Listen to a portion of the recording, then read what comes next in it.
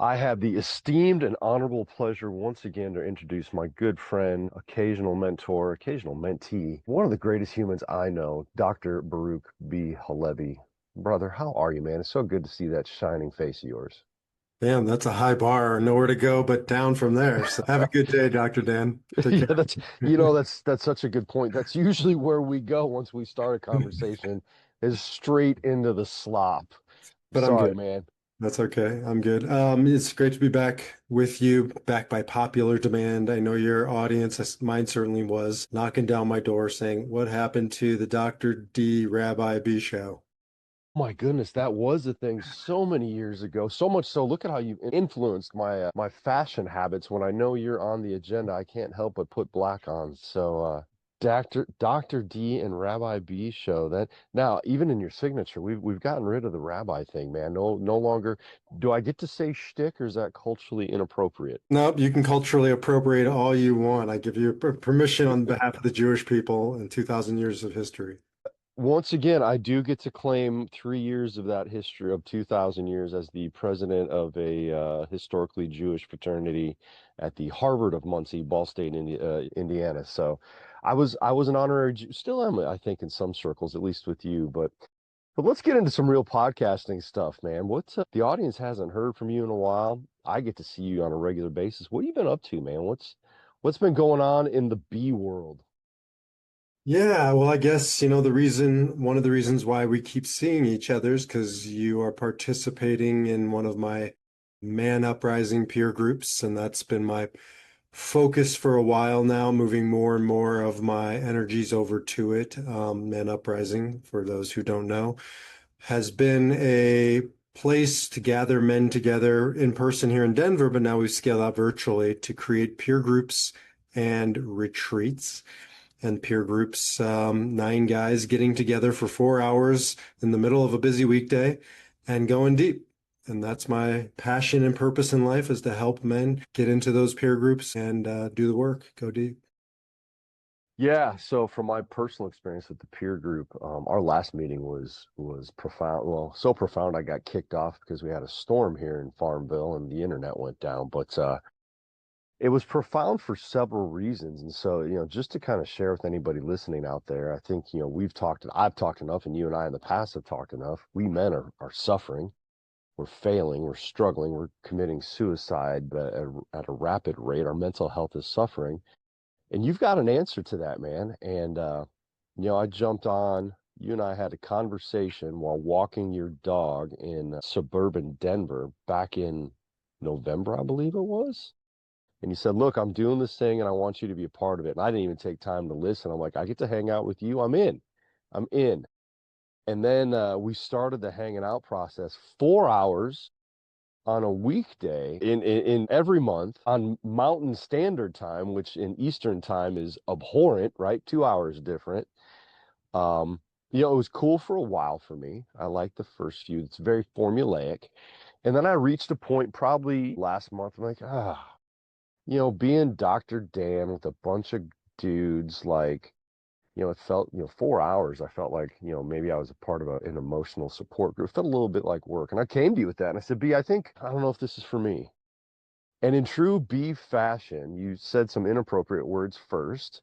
And then you got real human with me. You're like, "Hey, man, I know you got stuff going on in your life and you're not being very vulnerable. And this is a place for you to do that." And like a Jewish gut punch to the solar plexus, you got me, man. Like, you saw me, you confronted me, you cared for me in the span of 30 seconds, and you caused me to reinvest. I said, "All right, man, you see me. I'm not being vulnerable. I'm putting on the Dr. Dan hat, and I'm spending 4 hours feeling like it's work. I'm going to quote you here and say, you told me that was bullshit, and you were right." And I reinvested in the last group we had, and it was profound, and that's caused me to reinvest in other areas of my life as well with other men. So thank you. And as much as I promote psychedelic therapy, I promote man uprising. More of us need to be doing things like this. More of us, more men, need to be jumping in on man uprising. Amen. You're not alone. I mean, I took me 10 years. Well, coming full circle to how we began this podcast, you said there's no rabbi in the title. And I dropped the title 10 years ago, but I carried it with me everywhere I went and used it as my identity, my shield, my defense mechanism, right? Being a rabbi, being a therapist allows sometimes us to hide in plain sight. Like you think I'm in this with you being vulnerable, but this is me doing my role to help you be vulnerable. And that keeps me from being vulnerable. And I think that's why clergy and therapists have such high rates of dysfunction. You can quantify that however you want. Well, we call that, there's a fancy word for that, B, that we get trained intensively on for 15 minutes every grad school program. Burnout. Burnout. And I see it with professionals in general. I see it with therapists or mental health professionals, particularly, that we believe because we're in the field, we're doing the thing. And the two are not the same. That's why so many therapists I know make the worst effing clients. It's so hard for me to counsel, to guide somebody who knows, quote unquote, too much, right? No, I don't know what you're talking about, B. Tell me more about that, he said with a fair degree of sarcasm. I'm a horrible client. Yeah, because just like I was a horrible devotee of God, right? I like spent 20 years as a rabbi and I don't think I ever really prayed. I was up in front of people doing the thing, going through the motions, being stared at by 3,000 people. You can't pray when 3,000 people are looking at you and you're wondering if your tie is straight or how did your sermon sound? It Mm-hmm. ain't possible. And so I hid in plain sight spiritually. And then I found myself doing it as I'm not a clinically trained therapist like you, so less so, but I can just see how you ended up in that place. You're not alone. So many guys do. So anyways, long or short story long, Man Uprising, which is a name that's going to be changed soon enough, is a place for guys to check their cape at the door, right? Yeah. No bullshit. I don't care what you've done out in the world. I don't care how much money you have or don't have, or professional accolades or don't have. In this group, just you, Dan the man. Yeah, and that's I actually wrote that in my title at one point on the Zoom call. I was like, just Dan, because I made the mistake. We made the mistake. The mistake was made that first meeting. I think we used, what was it, Google Meetups or something, and I couldn't change my damn signature. So it came up the full Google signature, Dr. Daniel A. Franz. And I'm like, I recognize in that meeting, I don't want to be that guy here. I can't be that guy there and get the help that I need. Well, I think it goes back for me at least to our mentor, Viktor Frankl, who would ask, as you know, I'm reminding our listeners, the running man, I'm reminding all of them that he would begin his conversations with a patient in a non-PC, not found in the DSM-4 manual, no trigger warning kind of way. He would look you in the eyes and say, Dan, why haven't you killed yourself? Right? And it's like, holy shit, this is like gotten real dark real quick, but it hasn't. I believe, I can't know this, he doesn't really expound too much on it. I believe he asked the question for a couple reasons. Number one is, if you walk through my door and we just met, I only know one thing, you haven't killed yourself. Right? So I can do that. That's the only thing I can assume. Number two, there must be a reason why, because it's every human being's ability to choose that, and we choose not to. It's the ultimate choice. We choose not to. So why? Because if I can start digging through that, I've cut through all the crap and I've gotten into what, he would say, quoting Nietzsche, if you know your why, you can bear with any how. If a man knows his why, all the masks, all the bullshit drops away real quick. And that's to me what we're doing in these groups is we're not asking that question per se, but we're creating the context that gets to the same place. Yeah. Yeah. And 4 hours with a group of dudes. Now, you are a member of a live peer group as well as the peer group that I'm in, correct? So you actually meet with a bunch of dudes live in Denver, is that correct? Yeah. I have one in person and one virtually, and we offer both of them. And I just thought it was important for me to know what the experience of both is like. Yeah.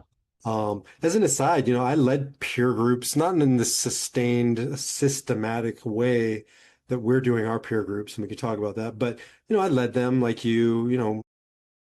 counseling groups, whatever it was as a rabbi. And again, hiding in plain sight. I was never actually a participant. I was never actually vulnerable. So I felt and continue to feel that if I'm going to help other men do this work, I got to do this work myself. So that's why I'm in two. Yeah, yeah, it's funny to hear you say that. I had another good friend just last night. We were talking about, I recognized for a while I need to find myself a therapist and mentor, somebody I need to sit down with so that, outside my peer group, the 9, 10 other gentlemen that I meet with, I got some work to do. At this stage of life, I got some things to figure out. As I made excuses over dinner and a beer, like, man, having 30 years experience as a therapist, it's hard to hear anybody that, might have something to share that I don't know. What about this?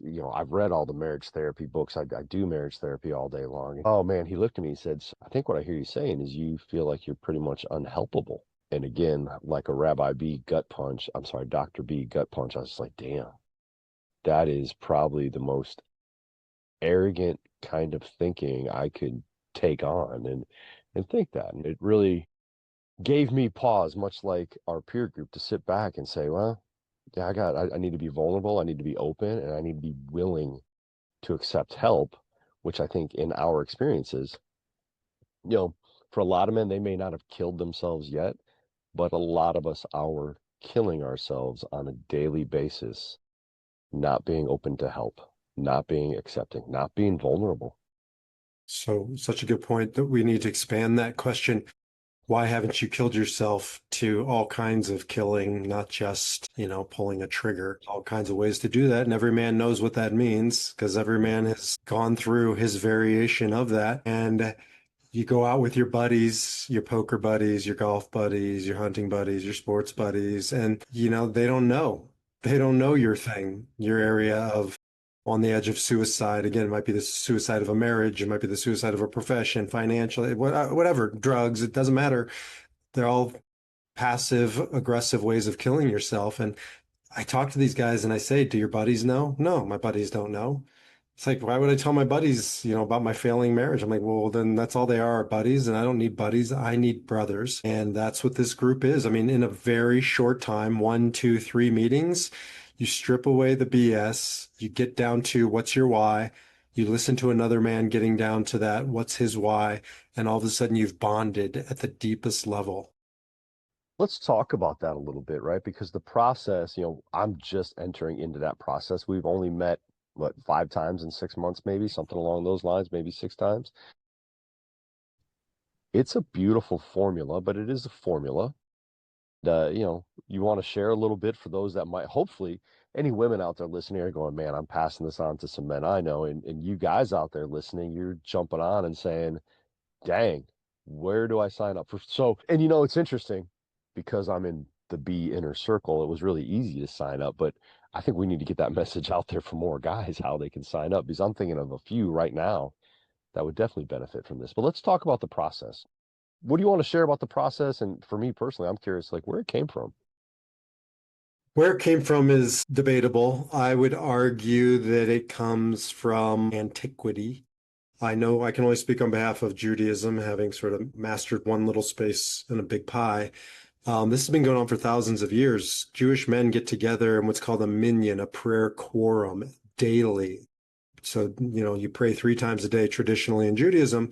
Traditionally, you need 10 men, or you can't have a full prayer quorum in Judaism. You can say some of the prayers, you can't say them all. And the idea behind that is to actualize our full potential as human beings. We're speaking specifically to men. You need other men, right? It says in Proverbs, man sharpens man like iron sharpens iron. And so to be the best variation of me, I need 9 other men to support me on that journey. So I would argue that those are the original peer groups. Of course, Christianity has its variations of that. They're structured, they're formulaic. Sabbath, Sunday for Christians, Saturday for Jews, formulaic. If it's only about the formula, then it becomes legalistic, it becomes ritualistic. So it has to be, an energy and a feeling and an experience inside of that, but you need formula, you need structure to continue anything. So I would argue that that has been around for thousands of years because of the structure. Now, in the middle of the previous century, these things really started to morph into more secular forms. I think as more and more people have drifted from religion and don't have access to those traditional religious circles. At least one of the first references I can see is a book that I know you've read and love like me, and that's Think and Grow Rich by Napoleon Hill. And he called it a mastermind, and he described it as a key to success for all of the people, the men he had studied. And a mastermind is just two or three or more people coming together for a particular purpose, shared purpose or cause. And then you see that grow out and grow up in the 12-step world, which is a peer group. You see it in all kinds of industries, rotaries, um, brotherhoods like the what's it called, Masons, etc. So, that's a long story, but I think it's important to really anchor this in something bigger than, oh, it's a new fad. It's not a new fad. It's an ancient idea that we're making accessible in a modern way. But to me, that's where it comes from. My two partners in it, not Dan. Well, yeah, you are, but not formally on the Man Uprising. Cam and Dave, they come from what's called YPO, Young Presidents Organization, or EO, Entrepreneurs Organization. And I would say those two organizations, which are for entrepreneurs and business, folks, really brought it to life in the last part of the 20th century. And they really created this scalable model. So they call it forum, but a forum is a peer group. And that's just contemporaries coming together for a shared purpose. So Dave and Cam brought to me this great context called Forum. I brought to it our good doctor, Dr. Viktor Frankl, and my sort of insights and spiritual inclinations. And we merged these two things like peanut butter and chocolate back in the day. And it felt like, you know what? These two things go perfectly together. We can take the structure of these peer groups that they had been running. We can take the content of all the things the Meaning Project stands for. We can bring these two worlds together. And now you don't have to have the excuse of, I need to join a business entrepreneurial organization to be a part of this. No, I am a man midlife onwards, ready to go deeper, have meaningful, purposeful conversations with other men. And that's the backstory of Man Uprising. Tell you what, first of all, I need more excuses in my life to hang out with Cam because he was way too fun when we all got to meet together at Great Divide in Metro Denver a few months ago. Love that dude. What a great partner for you to have. I mean, just a good dude. So shout out to Cam. And Cam, I miss you, man. I'll be in Colorado here in a couple weeks, so maybe I'll find an excuse for that. But okay, first of all, I didn't know that, B, and that's really badass. When you Which started part? so much of it, but like when you were like, first of all, when you started well, this is ancient, blah, blah, blah, blah. I'm like, here we go, more Enneagram stuff. It's an ancient culture. No, no, like knowing that, first of all, you, again, more cultural appropriation, but I think you'll understand, like, you Jews got some stuff figured out, man. Like, I did not know that you needed or were encouraged to have this prayer quorum way back when. I mean, you started the first therapeutic process groups, right? Like men getting together and organizing around a campfire or something like that. And you and I have talked so many times about how much we need that today, but it's been going on for that. I had no idea. That's just so cool. Well, it's been going on for a lot longer than the Jews, for sure. I think one of Yep. the things the Jews did well and do well is they structured it, right? So they concretized it into this ritualized process. Now, one of the things that I think Judaism doesn't do well, and I know this isn't the conversation, but Christianity does very well, is the content.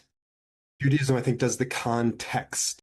And the content is the spirit, call it whatever you want, God, it doesn't matter. What happens inside the group, when I hang out with my Christian brothers, it's like, wow, you believe in prayer. And I get to feel the experience of it. And, there's a saying that a famous Jewish philosopher said, more than the Jews have kept the Sabbath has kept the Jews. And having that ritual, well, it's no different than our peer groups, right? Having the rigid structure, 4 hours once a month, you do not miss. You fly back from France if you have to. You're a minute late. That's like, as good as being late. And so you owe whatever we decided, $50, $100. Like the stakes are high because our word is our bond and structure and integrity should be everything to a man. So we need that structure. But inside of that is the spirit, is the connection, is the feeling. And you need both of those things. Yeah, that's such an ironic point, right? Like you guys, the Old Testament, all the rules, you guys were really good with rules. And then you needed that New Testament to kind of add some, fun storytelling and stuff like that. Because your Torah, whew, that's a rough one, man. A lot of rules and begatting. Uh, Begatting, but by the way, is a code for sexuality. So I'm not sure I that's a don't, bad one. no, it's not. Begatting is not bad as an act, but reading about begat. I mean, the word begat is so much in numbers, right? You would know better than I would, but that one chapter, it's like too much begatting, man. If for those that don't know what begatting is, you read that and it's just begatting. But if you know what it is, I mean, it's a damn porn novel. Yeah, but to the people who are begatting, you call it date night, and it wasn't so painful. I can't believe we just recorded a segment on begatting. I was gonna go somewhere with peer groups, but now you got me thinking about begatting. Doesn't take much. I know, right? Yeah, our peer group. Oh, the structure. Yeah, the contract. Love that. Not just because we thrive in rules and structure and organization, but also it takes away, we've used the phrase bullshit here a lot. It takes out the bullshit. Hey man, you can't make it. It's going to cost you a couple $100, but then you don't, no excuses, no rationalizations, no lawyering up, no, this, I'm on vacation in France, whatever. Hey, either show up or pay your fine. Your brother's there to count on you. We all make sacrifices. That's something we talked about last time. None of our sacrifices are greater than the other. We're all making sacrifices. 4 hours on a Tuesday or a Wednesday, whatever day it was, like, yeah, that's a rough one. Now, we all had say in it. We all filled out the doodle doc that, like, yeah, this is going to be what it's going to be 6 months ago, but then life happens. Okay. If life happens, then pay your fine and move on and come back. But this is a place for no BS, to be open, to be vulnerable, and to be present. And the process, the means is as important as the end. The end isn't the actual getting through the peer group and all of that. It's the means is important. So Mhm. as a man, right, to have your word as your bond, I can think of no more important way to be in the world that if I say I'm going to do something, I'm going to do something. Now, life is Mm. complicated, shit happens. And so when a man comes late, I don't want to hear his reasons why. I don't care. Because it's self-centered to start me telling you my problems because all of a sudden I'm saying, well, you didn't have any challenges getting here. I had the challenges. So we Mm. eliminate that in the experience by saying, as a man, we don't make excuses. We take radical responsibility and we don't hold grudges. There's no, what a blah, blah, blah, blah. No, here's my money. This is a means. This is a currency to end the conversation. I'm putting now skin in the game, my money where my mouth is literally, and it's over, Yeah. right? It's a beautiful thing. Well, and another beautiful thing, one of the parts of that structure, a lot of what we're doing right now, because we are beginning our group, is I love the meaning moments. I don't know, there's a part of me, I'm glad I went first with you. I wish I wouldn't to come back, but it's beautiful to see a bunch of dudes getting vulnerable. First of all, it's a beautiful activity to go back in your history, in your own personal history, and figure out, like, all right, what was meaningful for me, both up and down, and then to come to our group and share it was profound. And to hear other men share it has been profound and beautiful and creates that intimacy. But one of the things we do that I really appreciate is clearing. Tell me a little bit, where did you find that, and how have you refined it to make it more of what it is in Man Uprising? I mean, the whole system came to me baked because it works, and I didn't tweak a darn thing with 15 steps of a meeting. Not to be confused with 12 steps. These are 15 steps within a meeting to make it run efficiently and effectively. And one of the things is you begin with a clearing where you clear anything that needs to be cleared. It can be as minor as, hey guys, I need to clear. I was late and I know I paid my fine, but I just need to clear that and say the thing that I'm sorry. That's not expected, but if a guy needs to say that, or Dan, I need to clear with you. You didn't respond back to my email 3 days ago and I felt a little hurt. Now, here's the beautiful thing of a clearing. You don't have to fix it. As a guy, you don't say a word. Dan doesn't say, hey, no problem, because then you're going to put a bow on it. Or, well, I did respond and, then I blah, blah, blah. No, the clearing is have the courage to look each other in the eyes, to say the thing and to receive the thing and be done with the thing. That is revolutionary, in my opinion. It is in my life, that's for sure, to be able to say what you need to say and move on from it. And I know I needed to clear for the first time, just last time we met, right? Because as I shared, part of me, a significant part, more than 50%, was on my way out the door. Thinking that I didn't need to be vulnerable, that maybe I was unhelpable.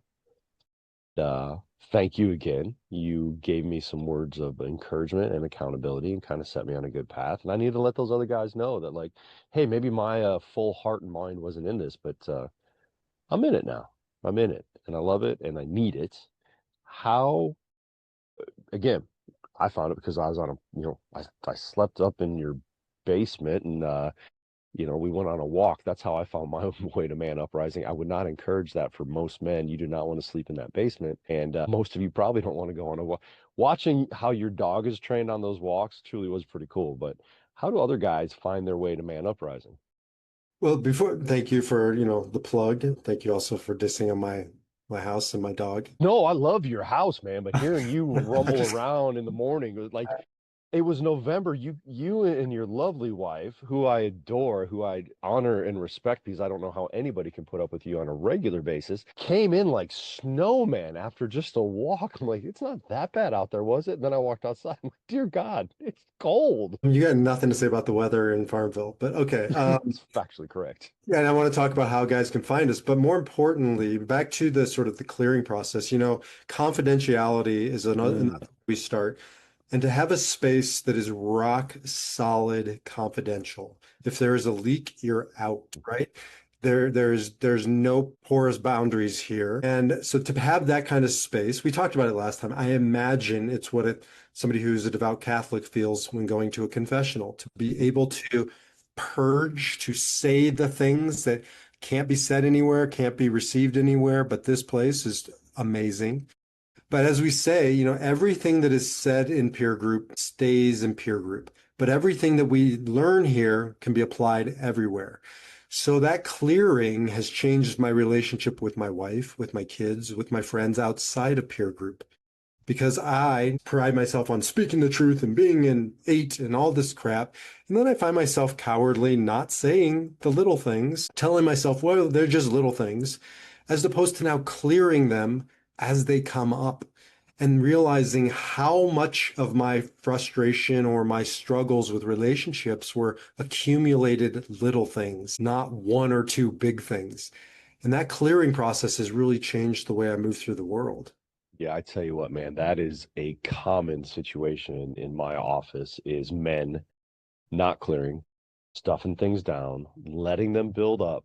So finally, the last little thing, the most unnoticeable, unexpected thing pushes them over the edge into, what we're allowed to do, an explosion of anger or physicality or something like that. And it's like, no, man, if you would have just addressed this when it came up and cleared it and gotten it out of your system quickly and to the point and with confidentiality, been a lot different. But too often we are too good at stuffing things down. I want to point out that confidentiality thing because that is something I often forget how important that is.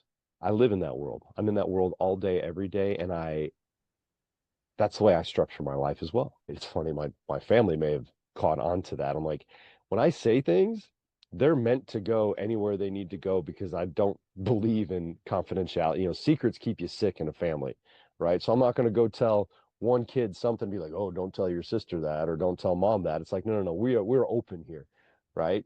But my daughters seem to think there's some kind of secret code or something that if one tells one something, they're not telling dad, and when they both find out, they're both talking to me about what the other one said. Well, it's not confidential, but it sure is beautiful. But we need those confidential spaces to share what we need to share and to get feedback and to move forward. And why is that? Sometimes there's things we need to get off our chest that we're not going to tell our wives or business partners, other things like that. We need honest feedback before we act on it. And if you feel like you're going to go somewhere and say something and these two guys are going to go out, have a beer and talk about you for the next 2 weeks. Like, it's not safe. It's not where you can get the help you need. And I tell all the people I work with, confidentiality is important to me because I'm a selfish therapist. I want to do the best job I can. And in order for me to do the best job I can, everybody that works with me needs to know they can tell me whatever they need to and it doesn't go anywhere. That's what's replicated in a peer group for Yeah. all the guys that are there. And that, again, I forgot because I work in that daily. Most men don't. And most men don't have that place. Well, you forgot in a one-way capacity, like a therapist, where you're Yep. holding their confidence, but they're not holding your confidence, Right. right? Right. So Right. it's important to be able to say it and get it out as opposed to also create the space for other people. I see with a lot of guys, we tell ourselves it's not a big deal, or I don't want to, rock the boat or whatever. I think what we're saying is I'm afraid to be vulnerable, right? And I'm telling myself it's actually martyrdom, it's good, when in fact Mm, I'm afraid to be vulnerable and say I'm hurt that you didn't respond to my email or that what I fill in the blank. And so what we're doing is we're inviting vulnerability. The other piece of, the vulnerability is to not tell each other what to do. You are not allowed to tell a man in peer group, I think in life, what he should do, because who the hell am I? I can barely navigate my own life. I can't tell you how to navigate yours. I can share my experience. I can create a supportive listening space. All of those are worthy and beautiful, but we never tell another man in peer group, you should. And the moment, and it's very hard. This is one of the hardest things for guys the first few months because our initial reaction is, and sometimes it's a lovely should. It's a put a bow on it, make it pretty, make it go. The moment we do that, we start knocking on the table or we kind of acknowledge that you're in the should, you're shoulding all over your brother here. And we don't do that. That's such a hard habit to break. and such an important one to break because as much as that works in peer groups, it works in life too. We shouldn't be going around. Again, we have a hard enough time navigating our own lives and businesses. Who are we to go tell our wives or our partners or what you should do, what you ought to do? No, no. Like you said, sharing your experience, sharing what worked for you is helpful, but it's not always what somebody should do. So great point. Yeah. How do So all these like little things aren't so little and they add up. mm-hmm. There's a synergy when it happens in that structured peer group with typically nine, we have 10 guys, but nine guys coming together um, and walking through this process in a committed way. That's another piece of it is like we take the commitment to the group for a year. You got to commit to 1 year. Peer groups can go on for decades. Cam and Dave are in one that's been going for over a decade. But you can't commit to a decade. You can commit to a year. And so to have that commitment, to have that space, Brene Brown calls it brave space, better than safe space. To be brave, to say the hard things, to hear the hard things. It's magical. Yeah, it truly is. And I'm really looking forward to getting to know the gentleman in our group more. Such a cool collection of unique individuals with different backgrounds and histories and experiences. It's definitely a lot of fun. That's also another piece that's beautiful, especially in the virtual one, more so than in person, because you have, one of our guys is a farmer in Missouri, another one is, in Hollywood, literally, figuratively, and they would have crossed paths. Right. You got people in different political camps in there. We don't talk politics, but like it's breaking through the echo chamber in our society in a beautiful way. Yeah. All right, man. Again, because I know a lot of guys I would love to be in a peer group with, but probably shouldn't, but a lot of guys that should be in a peer group that maybe I can't be in. How do guys get, well, first of all, I was going to say man uprising, but wait, what? You're changing the name? You've been through so many name changes. No, personally too. We're trying to make it as accessible as possible. And at first, some women who wanted to promote this were a little afraid that we're part of the manosphere, right? That aggressive thing out there, man uprising. What are you rising up against? Like the world needs more men to rise up. And, for me, it was to rise up in the second half of life, Yeah. mentally, emotionally, spiritually. We're getting pushback, and I can live with pushback. I like pushback. However, then we started to have some guys like say, like, I don't want to ever be told man up. Like, I hate that term. Mm, It makes me feel like, I'm going back to my childhood. I'm shamed by my dad. And I'm like, well, it's man uprising, but I hear you. Like, at some point, if I have to keep explaining the name, then maybe it's the name.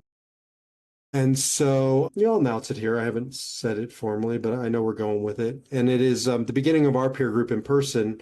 Dave, one of my co-founders, says, okay, men, let's circle up. And so it's circle up. And so circle up is really what we're doing because men don't sit in circles. Men sit in lines. We've talked about this Talked side by about that side. many times. Love that analogy. And so if we can sit in a circle and look at each other, not fix each other, hold space for each other, wow, that's a group that I want to be a part of. So it's going to be circle up. We're going to keep the up logo. For me, I just talk about it as up peer groups, but circle up will be the name going forward. How do we send more people there? So you can jump over for now to manuprising.org. Tells you everything you need to know. The way we kick off a guy's journey is to give him a test drive, call it a peer group experience. It's 2 hours virtually, just to kind of get a feel for it. You don't have to commit. It's a serious commitment. It's 4 hours a month for 12 months plus a retreat. I think we should talk about retreats Yes. and the plants that we're using at retreats. So, but you jump over to manuprising.org, sign up for a peer group experience, and take it out for a test drive. Yeah, very excited. Before I knew we were using, I just realized we're going to be using plants at the retreat. Very excited for the retreat because for me, getting to see most of these guys live for the first time is going to be really cool. We've been on Zoom for 6 months. Looking forward to the retreat somewhere. I volunteered to have the retreat in Farmville. That didn't work out well. Going to be out there somewhere in Colorado here in the next few months. Let's talk a little bit about that. Our commitment as Man Uprising, Circle Up, is to build community. And it can be through peer groups. It can be through coming together, peer groups, meeting peer groups. So having larger retreats for men, especially the virtual peer groups we're running, like you and I are part of, to get together physically in person at a place once or twice a year so that we can really form these bonds in a deeper way that, virtual is great. It just can only go so far. So having retreats and purposeful retreats, not, like escapes, but to go deeper, to have these experiences, these conversations. And one thing we are introducing to the peer group retreats, it's not required, it's not even necessary, is to have the option to use plant medicine and to do it in a deeply purposeful way. So I just did a peer group retreat with my guys. We hired a guide from another group, and he took us through this journey. It was a month getting ready, journaling. It was cleaning our system, eating clean for a few weeks prior. It was setting intention. It was getting to the retreat, doing a lot of breath work, a lot of movement, a lot of meditation, a peer group. And then for the guys who wanted to go down the plant path, myself included, first timers, we explored different plant medicine opportunities. And so it was a real heart opener. The last time I did it, I was in college and I think I licked a stamp and went to a Fish concert. That wasn't the same thing. That was an escape. This was a discovery. Yeah, and that's a lot of what I prescribe and promote and work in is set and setting, preparation, integrate, doing all that important work to prepare for something like that. So it is healing, inspirational. Lets us see parts of ourselves that are not there. So I love the fact that you're bringing in true professionals, guides that know this stuff, that can advise and really help men open up in new and powerful ways. Can we talk about what plants are there? Because I truly don't remember. Yeah. I mean, it wasn't only plants. We had MDMA Hmm. to start with. Just a little education, and you're the expert, not me. But, when we were taking the MDMA, Bill, our guide, said, this is not what they're taking ecstasy at the clubs, right? Right. This is pure. This is from a lab. This is dosed. This is, the way Phil did it. I'm sure you probably do the same thing is sort of think of it as going down a highway and there are different off ramps. And some guys said, I want to take this off ramp and just stay here. I'm good. I'm going to hang out in this space. Some guys said, like me, I'm not feeling that much. Can I go to the next off ramp? Took another dose. It was, I would say microdosing, but the process felt like we were microdosing up to a point where we Mhm. felt this is where I want to kind of hold. So we started with MDMA, and you probably know more of the reasons why, but it was a community kind of bonding vibe. And then we went down the path of psilocybin, same thing, different dosages for different guys. I went a little further than some went further than me. And that was more of an interior kind of experience, an inward experience. And at that point, all of us drifted off to our place at the retreat and kind of did our own inner work. Came back together again later on, maybe 2, 3 hours later, did a lot of breath work, did a lot of journaling and all that kind of stuff. And then later on, after things really settled down, some of us opted in for what is it called? 5-MeO. 5-MeO DMT, yeah. God 5-MeO, molecule. the God molecule. So a couple of us did that. Now, Cam said, and I'm sure he would share this, so I'm not breaking confidence. We said, "Did you experience God?" He said, "No, but I saw where he lived." And then I went next, and they said, "So B, did you see where God lives?" I was like, I didn't even make it out the front door. Like I was working through stuff. Yeah. And my takeaway though, and I'd love to hear your thoughts on this, is I didn't get what I wanted from that experience. I got what I needed from the experience. Dude, exactly what I said after my experiences and what so many other people I've worked with say. We can go in, you need to set intentions. You want to set intentions. You want to put your mind in the right frame to go into this. But as I've been trained, the journey will be what the journey is going to be. And the combination of these spectacular molecules and what is going on in our brain is predictable to a degree. But like you said, what we get out of it is often what we needed, but not what we expected. And that is the power of these medicines, has been the power of these medicines truly when it comes to some of them, 5-MeO and psilocybin specifically, for thousands of years. And so I'm excited for the people going to these retreats. I'm excited. Obviously, I talk about these a lot, but good stuff, man. So just a reminder, 5-MeO, much less time involved in that journey than anything else, correct? Yeah, my journey was like 12 minutes, I think. I mean, Yeah. it was not what I thought it would be. It was short. I was very conscious the whole time. Because I was aware of the people around me. All the guys were, we did it one at a time, and I was, laying down, and all the guys were around me. I remember them putting their hands on me, and it just felt very loving and supporting. And my intention going into this was I hadn't cried in a very long time. I was having a hard time crying.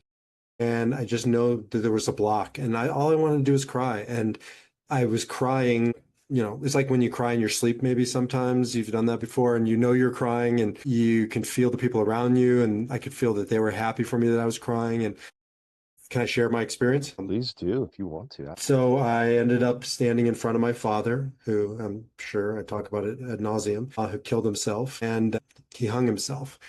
And I've always been haunted by the hanging and the process of his hanging. And I won't get into gruesome details, but it's something that's weighed on my mind for now 18 years, 17 years. And I stood there in front of him and I was crying. And I said, "I'm sorry." I just kept saying, "I'm sorry. I'm sorry. I'm sorry." And I forget what happened next, but all I heard him say was, "Why is to help other men find their why so that they don't end up here." And it was like this knowing, it was just a knowing that this was true. This was my truth. I was blocked from getting here. I'm not blocked anymore. And from that moment on, I'd say this is 3 months ago at this point, I have operated or moved through my life with utter purpose and clarity that I hadn't known prior to that experience. And in all honesty, not even if I wouldn't have known that story, I would have definitely agreed with you moving with purpose and clarity in the past 3 months. That's been obvious and evident. But what a beautiful story. Probably not the one you went in with your intentions, but as you said, the one you needed.